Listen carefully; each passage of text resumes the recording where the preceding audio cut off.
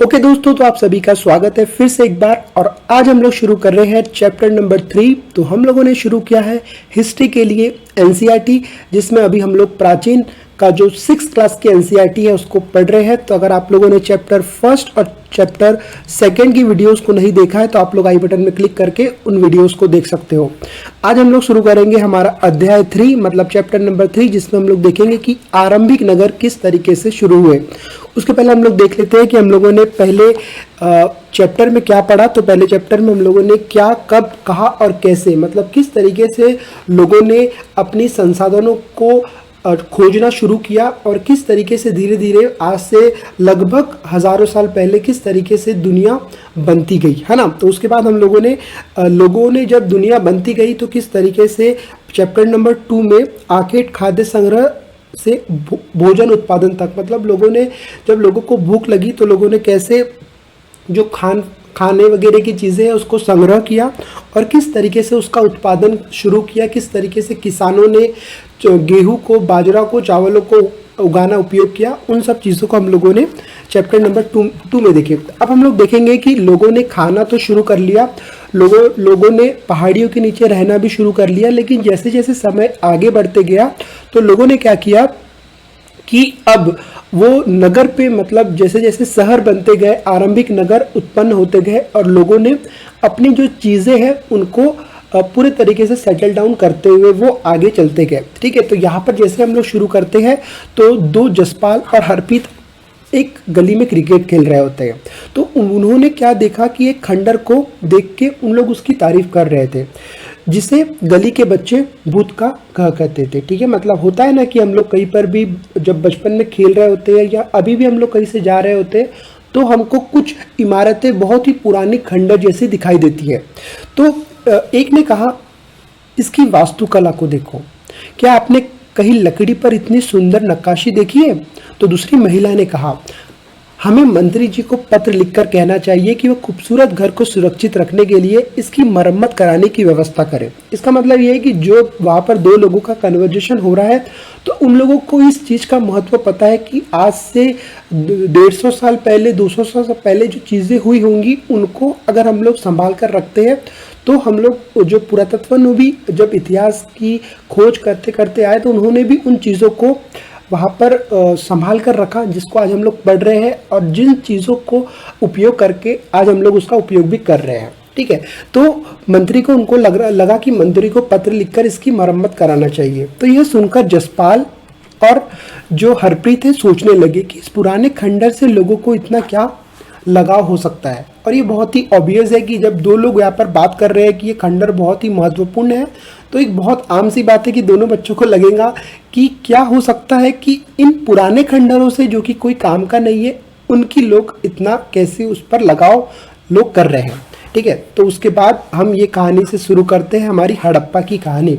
तो यही से शुरू होती है हमारी हड़प्पा की कहानी। अक्सर पुरानी इमारत अपनी कहानी बताती है। ये बहुत सच बात है कि जब आप पुरानी इमारतों को देखोगे तो आपको वही इमारतें देखकर लगेगा कि हाँ, ये सच में कुछ तो भी कहानी बयां कर रही है। और लगभग अगर हम लोग 150 साल पहले जब पंजाब में पहली बार रेलवे लाइन बिछाई जा रही थी तो इस काम में जुटे इंजीनियरों को अचानक हड़प्पा पुरास्थल मिला जो आधुनिक पाकिस्तान में है।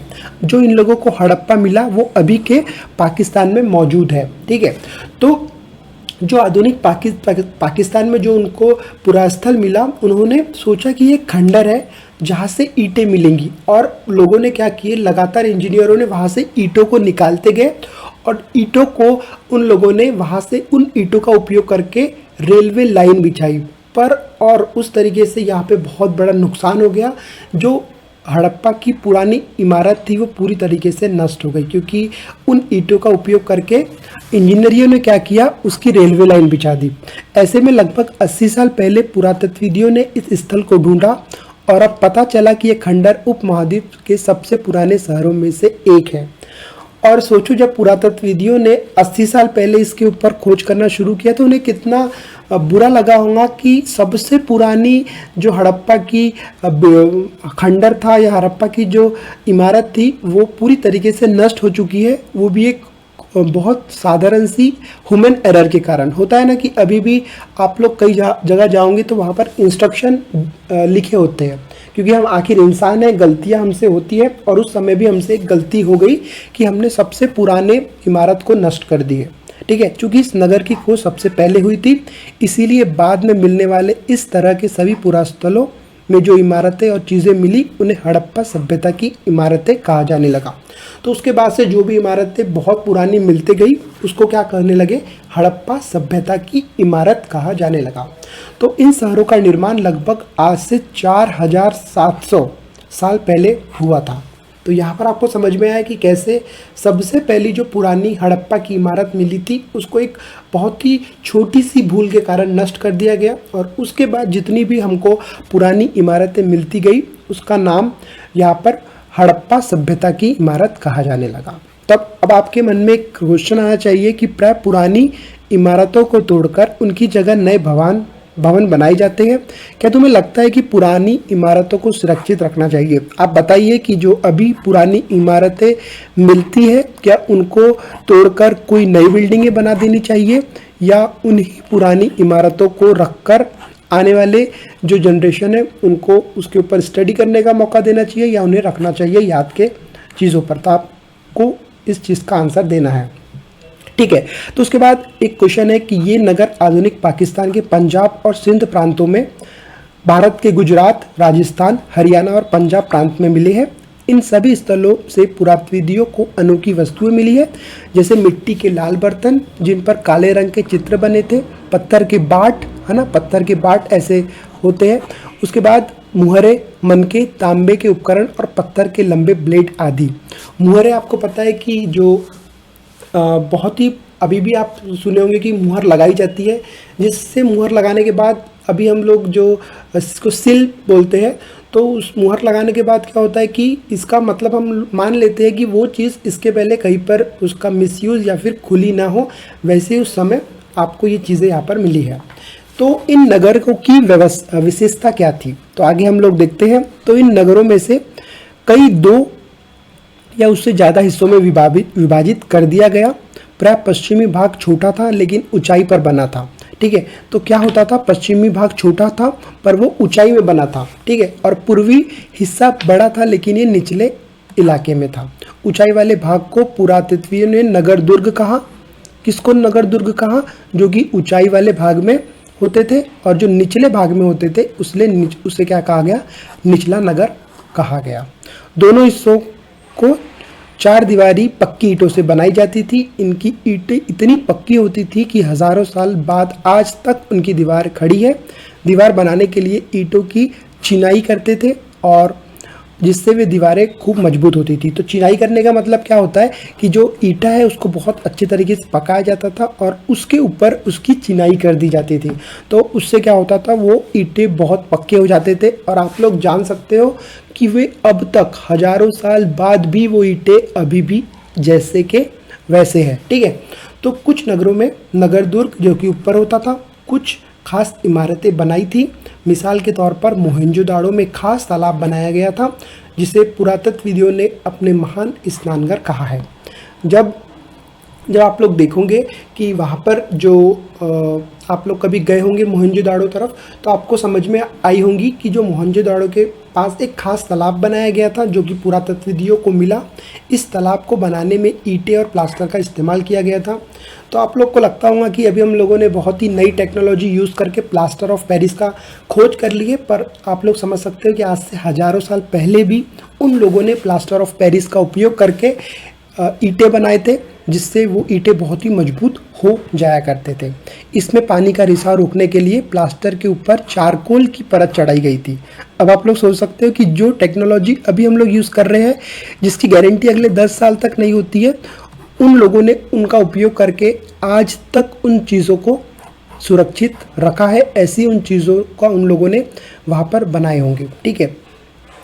इस सरोवर में दोनों तरफ उतरने के लिए सीढ़ियाँ बनाई गई थी। अभी हम लोग आगे देखेंगे कि कैसे दोनों तरफ से आपको सीढ़ियाँ दिखेंगी नीचे उतरने के लिए, और चारों ओर कमरे बनाए गए थे। इनमें भरने के लिए पानी कुएं से निकाला जाता था। उपयोग के बाद इसे खाली कर दिया जाता था। शायद या विशिष्ट नागरिक विशेष अवसरों पर स्नान किए करते होंगे। तो अभी भी आप लोगों ने देखे होंगे कि अभी भी बहुत सी जगह स्विमिंग पूल बनाए जाते हैं, तो स्विमिंग पूल में हम लोग जाके नहाते हैं। तो वैसे ही उस समय पर भी लोगों ने ऐसे बहुत से स्नान घर बनाए थे जिस पे वे जाकर नहाते थे। बाकायदा वहाँ पर सीढ़ियाँ भी बनाई गई थी। तो आप लोग सोच सकते हो कि आज से 100 साल पहले जो चीज़ें हुई वो आज भी हम लोग फॉलो कर रहे हैं, तो उन लोगों में कितनी खास बात हुआ करती होंगी। ठीक है, तो अगर हम लोग देखें, कालीबंग और लोथल जैसे अन्य नगरों में अग्निकुंड मिले हैं जहाँ संभव यज्ञ किए जाते होंगे। हड़प्पा, मोहनजोदाड़ो और लोथल जैसे कुछ नगरों में बड़े बड़े भंडार गृह भी मिले हैं। तो जैसे आप लोग इस इमेज को देख सकते हो, ये है महान स्नानघर। ठीक है, तो आप लोग देख सकते हो ये स्नानघर है ना। यहाँ पर पानी भरा होता होगा और देखो यहाँ से भी यहाँ पे सीढ़ी है और ये यहाँ से भी सीढ़ी है ना। और चारों तरफ से इसको बंद कर दिया गया है ना। यहाँ पर मतलब जब लोग सीढ़ी से उतरते होंगे और नहाते होंगे। तो अभी आप लोगों ने जब स्विमिंग पूल देखे होंगे तो वहाँ पर भी सेम चीज़ें होती है। यहाँ से एक सीढ़ी होती है, यहाँ से एक सीढ़ी होती है, यहाँ से एक सीढ़ी होती है, यहाँ से। तो उस समय तक भी लोगों ने ऐसे स्नानघर बनाए थे और वहाँ पर दोनों तरफ से सीढ़ियाँ थी। ठीक है, अब इतना अगर आपको समझ गया है तो अब हम लोग देखेंगे कि आरंभिक नगरों में भवन, नाले और सड़कों का किस तरीके से उन्होंने इस शुरू किया और हमारे पुरातत्वविदियों ने उनका शुरुआत की और उनको पता लगाया कि किस तरीके से वहाँ पर चीज़ें होती होंगी। ठीक है, तो इन नगरों के घर आमतौर पर 1 या 2 मंजिले होते थे। तो अभी भी अगर हम लोग देखें तो ज़्यादातर घर 1 या 2 ही मंजिल के होते हैं। तो उस समय भी अधिकतर या आमतौर पर 2 मंजिले होते थे। घर के आंगन के चारों ओर कमरे बनाए जाते थे। ठीक है, घर का जो आंगन होता था उसके चारों ओर कमरे बनाए जाते थे। अधिकांश घरों में एक अलग स्नान घर होता था। जैसे अभी आप लोगों ने देखा होगा बड़े बड़े सिटीज़ में हर घर पे एक स्विमिंग पूल होता है, वैसे ही वहाँ पर हर एक अलग घर में स्नान घर होता था और कुछ घरों में तो कुएं भी होते थे। तो अभी अगर आप लोग गांव में जाते होंगे तो आज भी गांव में कुएं मौजूद हैं। तो उस समय भी कई घरों पे कुएं होते थे और अधिकांश घरों में अलग अलग स्नानघर होते थे। ठीक है, तो कई नगरों में ढके हुए नाले थे, इन्हें सावधानी से सीधी लाइन में बनाया जाता था। ठीक है ना। तो अब बहुत साधारण सी बात है, अगर आप लोग नहा रहे हो, नहाने के बाद जो पानी निकलेगा उसके लिए नालियाँ बनाना है, तो उन लोगों ने इस चीज़ के बारे में भी सोचा था।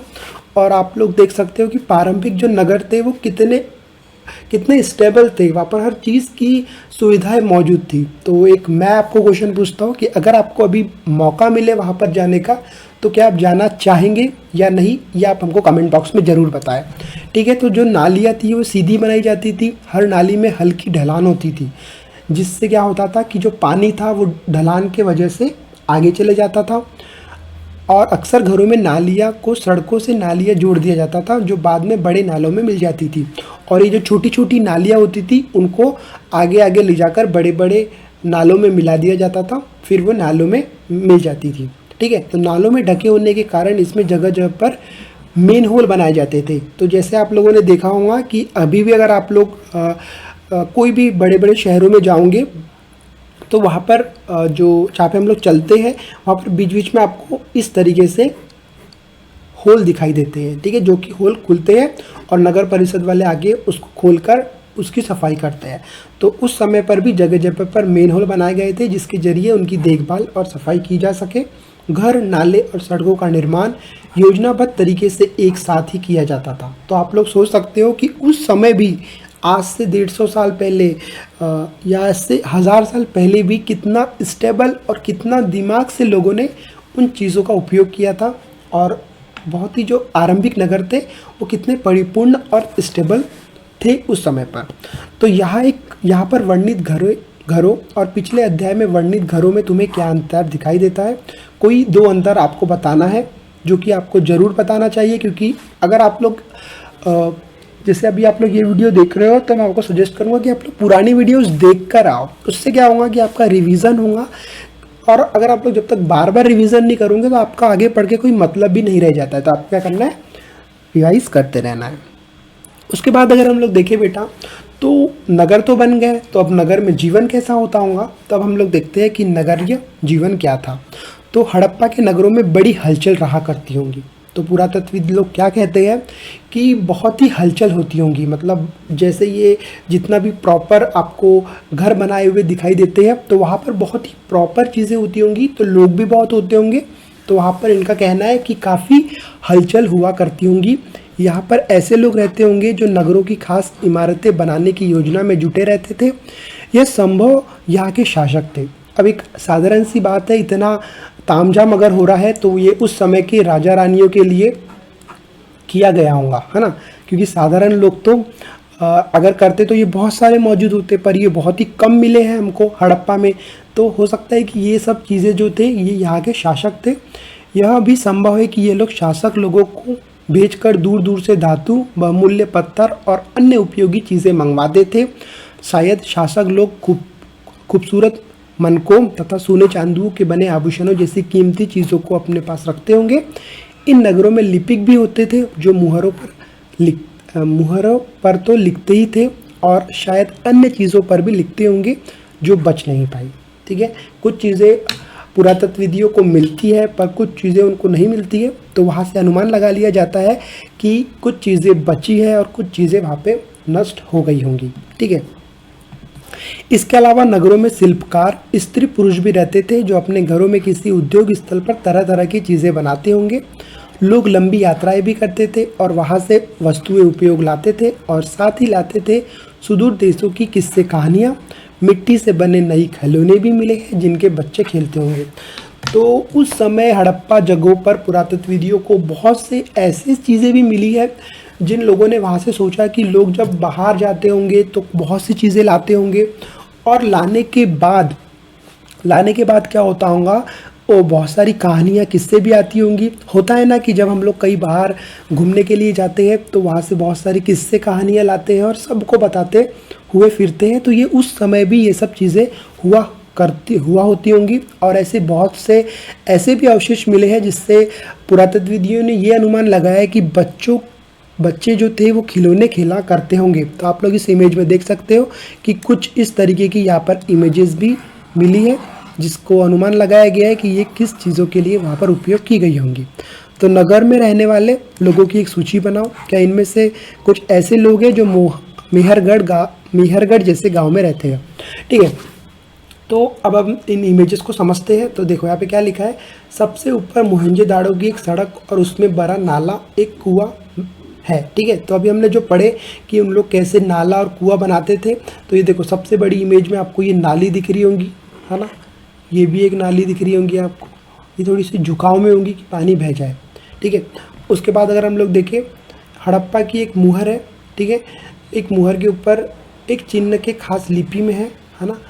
उपमहाद्वीप में पाए गए लेखन का यह प्राचीनतम उदाहरण है। विद्वानों इसे पढ़ने की कोशिश की लेकिन अभी तक ये पता नहीं चल पाया है कि इसका अर्थ क्या है। और पक्की मिट्टी के खिलौने, मतलब ये जो है आपके खिलौने हैं। ठीक है, और यहाँ इसके ऊपर में क्या लगा है उनको पता नहीं है, पर ये मुहर ऐसा उन्होंने मान लिया है और अब तक इसको पढ़ने में भी सफल नहीं हो पाए, लेकिन कुछ तो भी ये लिखा है। अगर आपको समझे तो आप हमें कमेंट जरूर बताएं। उसके बाद हम आगे चलते हैं। तो पुरातत्वविदियों को ऐसी बहुत से शिल्प भी मिले हैं, ठीक है, जो कि नगरों में नगर और एक शिल्प में यहाँ पर उनको चीज़ें मिली है। तो अब हम लोग कुछ चीज़ें में अध्ययन करें जो कि हड़प्पा के नगरों से प्राप्त हुई है। पुरातत्वविदों ने को कुछ चीज़ें वहाँ मिली है, उनमें अधिकतर पत्थर, शंख, तांबे, कांसे, सोने और चांदी जैसी धातुओं से बनाई गई थी। तांबे और कांसे के औजार, हथियार, गहने और बर्तन बनाए जाते थे। सोने और चांदी से गहने और बर्तन बनाए जाते थे। तो जो पुरातत्वविदियों को जो चीज़ें मिली उसमें यह बताया गया कि जो बहुत सारी चीज़ें थी वो शंख की थी, तांबे की थी, कांसे की थी, सोने की भी थी और चांदी जैसी वस्तुओं से बनाई गई थी। तो आप लोग सोच सकते हो कि उस समय कितना आसानी से ये सब चीज़ें मिल जाती थी और लोग बनाते थे, और अभी आप लोग देख सकते हो कि कितनी वो सब चीज़ें बढ़ चुकी है। अब देखो ऊपर एक पत्थर के बाट है जो कितने खूबसूरती से इसको बनाया गया है ना। कितनी इसमें देखिए ना, एक एक शार्प कितना आपको यहाँ पे दिख रहा होगा। तो कितने ध्यान से और उपयुक्त तरीके से इन बाटों को बनाया गया है। इन्हें चर्ट पत्थर से बनाया गया है। इन्हें शायद बहुमूल्य पत्थर और धातुओं को तौलने के लिए बनाया गया हो। मध्य के पाए मन के इनमें से कई कार्निलियन पत्थरों से बनाए गए थे। पत्थरों को काटकर और तराशकर मनके बनाए गए थे। इसके बीच छेद किए गए थे ताकि ढाका डालकर माला बनाई जा सके। तो जैसे आप लोग अभी भी पहनते हैं कुछ लोग, तो आप लोग देख सकते हो कि यहाँ पर बाकायदा इसमें होल भी बनाया गया है कि उसमें धागा डाल के उसको पहन सके। और कुछ इस तरीके की यहाँ पर आकर्षक वस्तुएं, मनके, बाटा और फलक है। ठीक है। उसके बाद अगर हम लोग आगे देखें तो मध्य में दाएं में अगर आप लोग देखते हो तो पत्थर के धारदार फलक, नीचे दी गई कढ़ाई गई वस्त्र, एक महत्वपूर्ण व्यक्ति की पत्थर से मूर्ति बनाई जो मोहनजोदाड़ो से मिली है। ये जो है मोहनजोदाड़ो से मिली है, उसमें उसे कढ़ाईदार वस्त्र पहने हुए यहाँ पे दिखे हुए हैं। ठीक है। उसके बाद अगर हम लोग आगे चले तो हड़प्पा सभ्यता के लोग पत्थर से मुहर बनाते थे। इसे आयतकार पृष्ठ 25 के मुहरों पर सामान्य जानवरों को चित्र मिलते हैं। हड़प्पा सभ्यता के लोग काले रंग से डिज़ाइन किए खूबसूरत लाल मिट्टी के बर्तन बनाते होंगे, जिसके लिए हम लोगों को 61 पेज देखना है। ठीक है। तो अभी हम लोग आगे आगे चलते जाएंगे तो हम लोग देखते जाएंगे। ठीक है। पृष्ठ 6 को देखना है। आपके पास किताब होंगी तो आप लोग उसको देख सकते हैं। ठीक है। उसके बाद अगर अध्याय 2 में तुमने जिन गांवों के बारे में पढ़ा था, क्या वहाँ भी इन वस्तुओं का या धन धातुओं का उपयोग होता है? क्या ये पत्थर बाट से बने थे? तो यह आपको दोनों को बताना है। ओके। अब हम लोग चलते हैं आगे। तो संभव है कि 700 साल पहले मेहरगढ़ में कपास की खेती होती थी। जैसे हमने हमारे चैप्टर 2 में आखिरी में देखा कि लोगों ने कपास की खेती करके जो कपड़े थे उनको बुनना शुरू कर दिया था।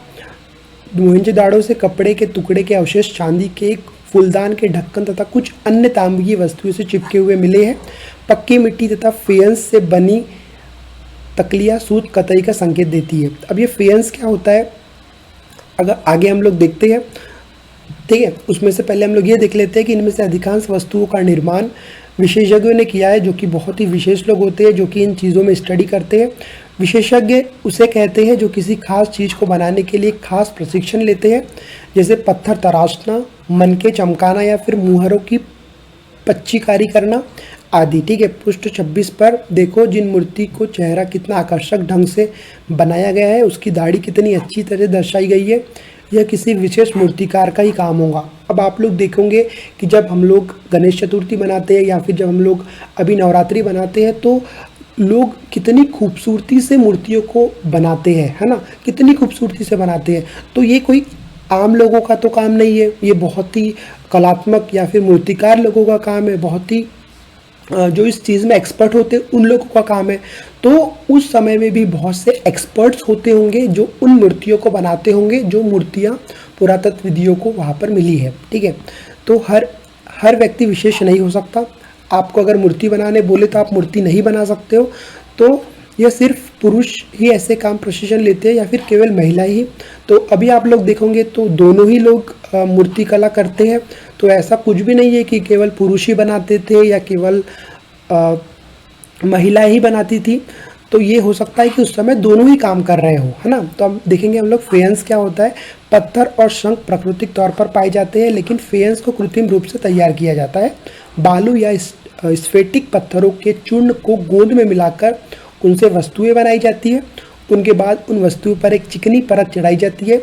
इस चिकनी परत पे रंग प्राय नीले या हल्के समुद्री रंग होते हैं, जो कि फेयंस के मनके, चूड़ियाँ, बाले और छोटे बर्तन बनाए जाते हैं। तो जो फेयंस होता है वो हमको प्राकृतिक तौर पर नहीं मिलता है, पर हम उसको एक विशेष तरीके से बना सकते हैं। ठीक है। उसके ऊपर गोंद मिलाकर चिकनी मट्टियों से उसको हम सजा सकते हैं।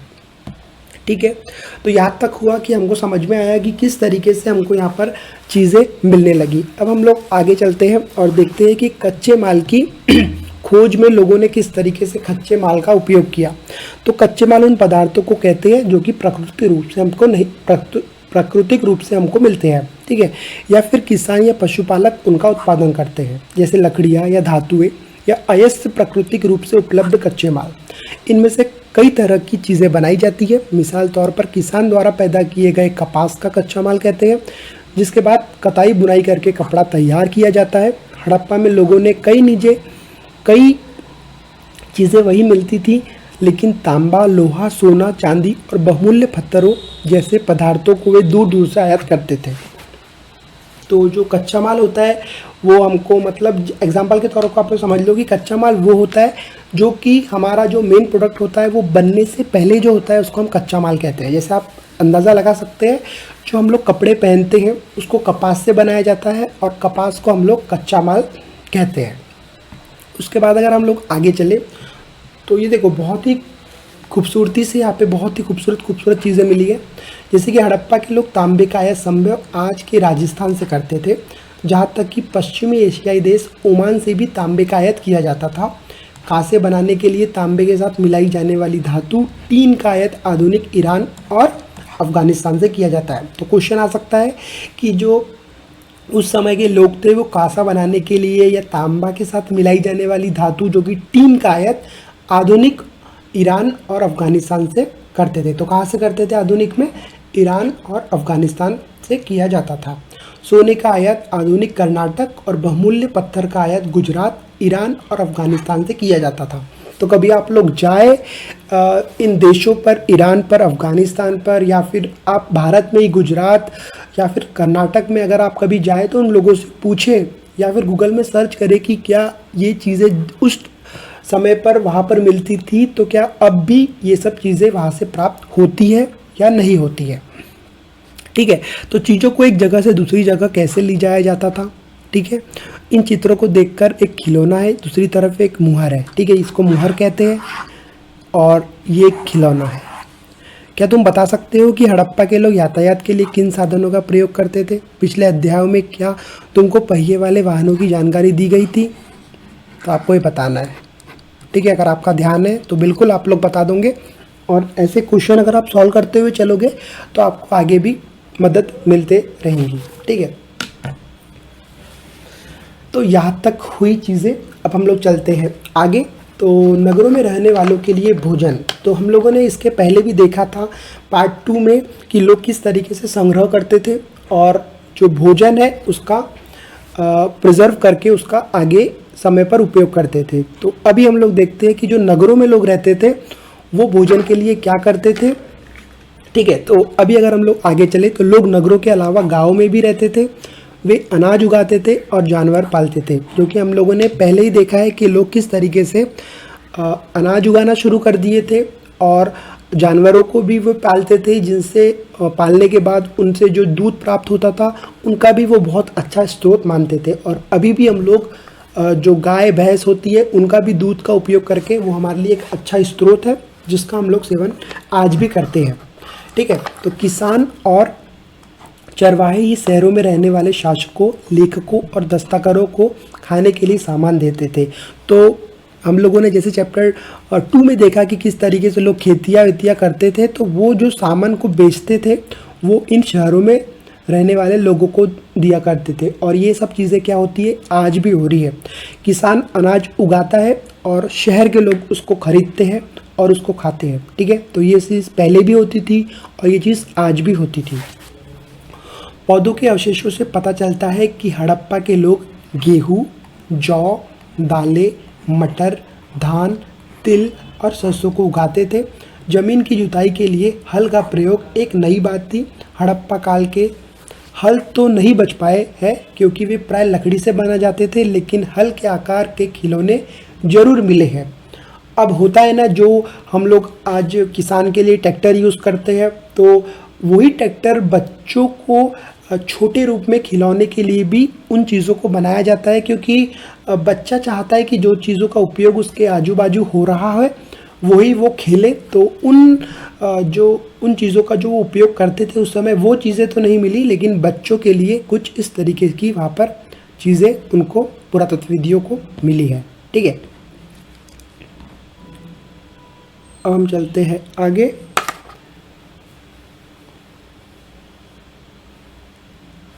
एक मिनट, हम लोग माउस सेट कर लेते हैं। Okay,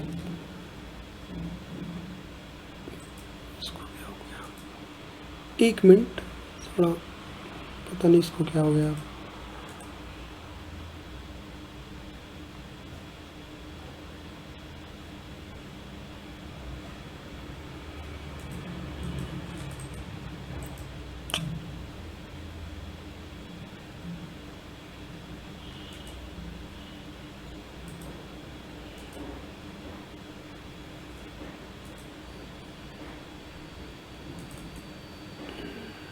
My name is Chris Brandt, and I want to introduce you to Future TV. Every week, Sunish Patel and I interview the most interesting founders and executives in technology.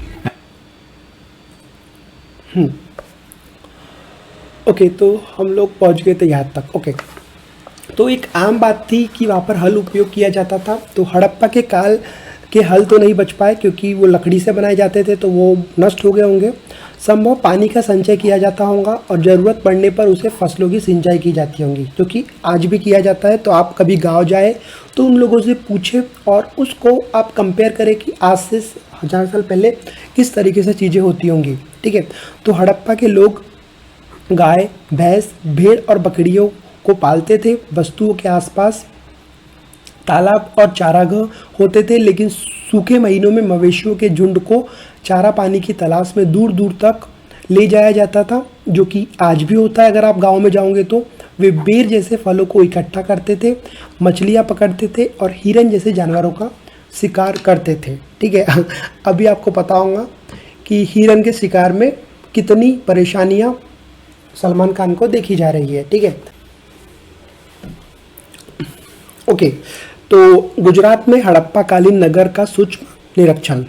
Okay, तो यहाँ पे क्या लिखा है, कच्छ के इलाकों में खादीर बेद के किनारे धौलावीरा नगर बसा था। तो अगर आपको अभी पता हो कि कच्छ कहाँ पर है, तो ये गुजरात का डिस्ट्रिक्ट है, जहाँ पे अगर आप कभी जाओ तो बहुत सारी जगह है जिसको आप लोग घूम सकते हो, जिसमें से भूज करके आप जा सकते हो। बहुत ही खूबसूरत और ऐतिहासिक जगह है।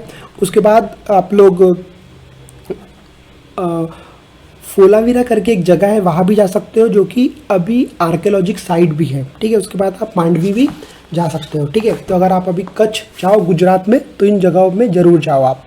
ठीक है, वहाँ साफ़ पानी मिलता था और ज़मीन उपजाऊ थी। और अगर आप लोग यहाँ पर जाओ कच्छ में तो वहाँ पे ज़रूर पूछो कि क्या अभी भी वहाँ पर पानी साफ़ मिलता है या नहीं मिलता है ना।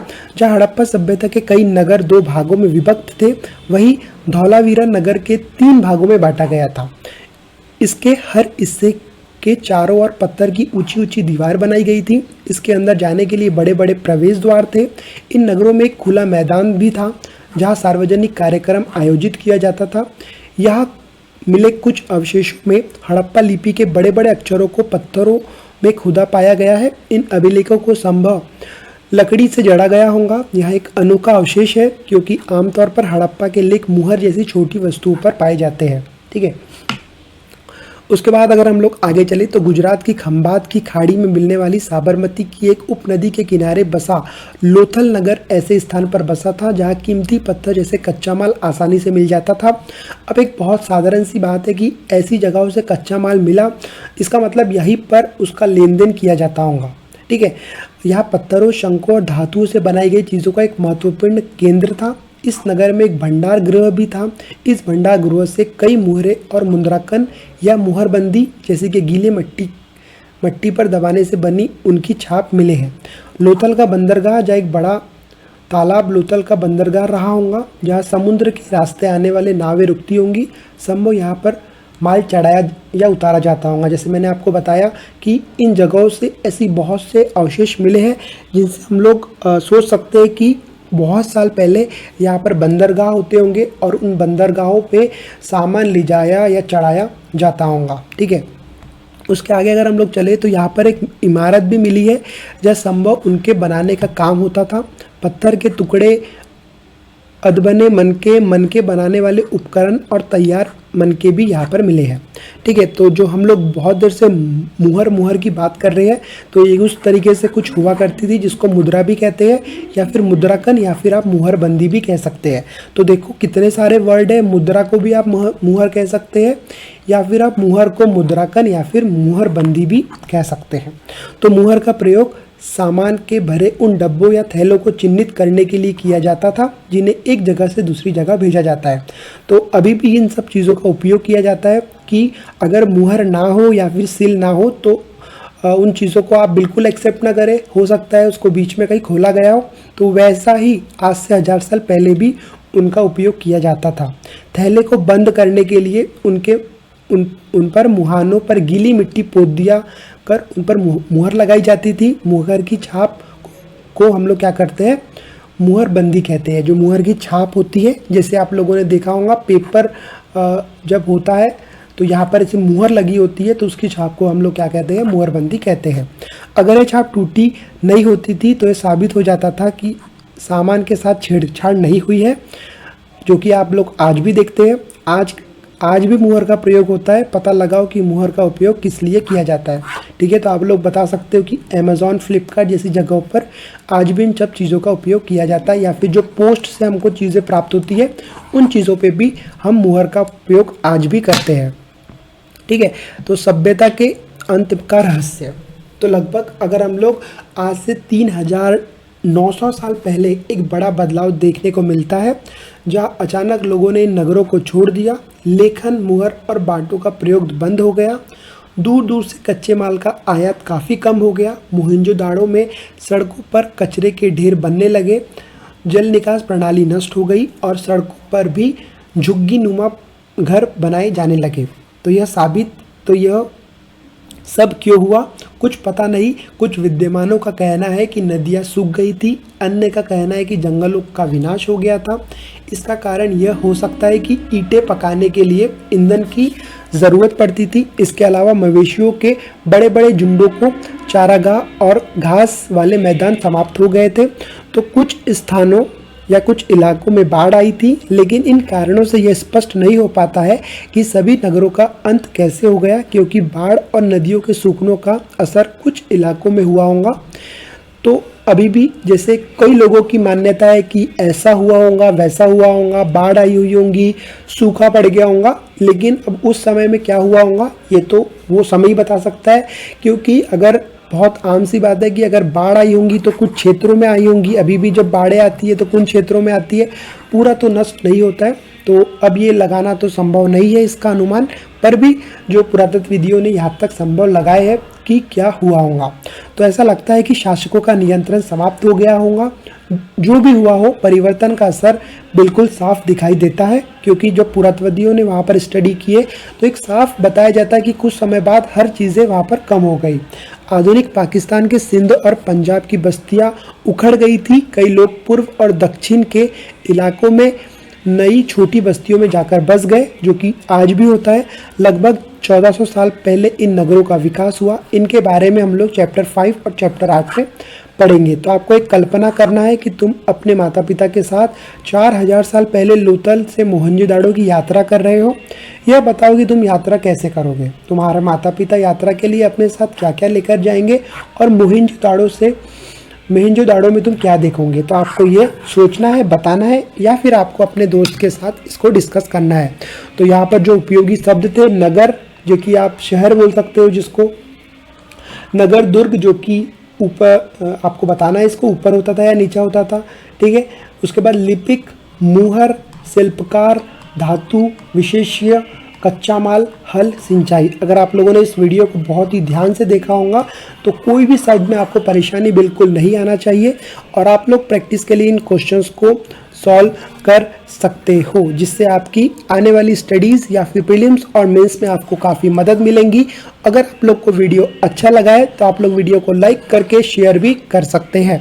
तो यहाँ पर हम लोग कुछ महत्वपूर्ण तिथियों के ऊपर देख लेंगे कि मेहरगढ़ में कपास की खेती लगभग आज से 7000 साल पहले, नगरों का आरंभ लगभग आज से 4700 साल पहले, और हड़प्पा के नगरों में अतः की शुरुआत लगभग आज से 3900 साल पहले, और अन्य नगरों का विकास लगभग आज से 2500 साल पहले किया गया होगा। तो अगर आपको वीडियो अच्छा लगता है तो आप लोग वीडियो को लाइक करके शेयर भी कर सकते हैं। तो अगले चैप्टर में हम लोग चैप्टर नंबर 4 के साथ मिलेंगे। तो आज हम लोगों ने देखा कि किस तरीके से जो हड़प्पा के लोग थे, या फिर जो हम लोगों को पाकिस्तान के आसपास की जगह पर जो चीज़ मिली उससे वहाँ पर क्या हुआ होगा, और आरंभिक नगर कैसे बने होंगे।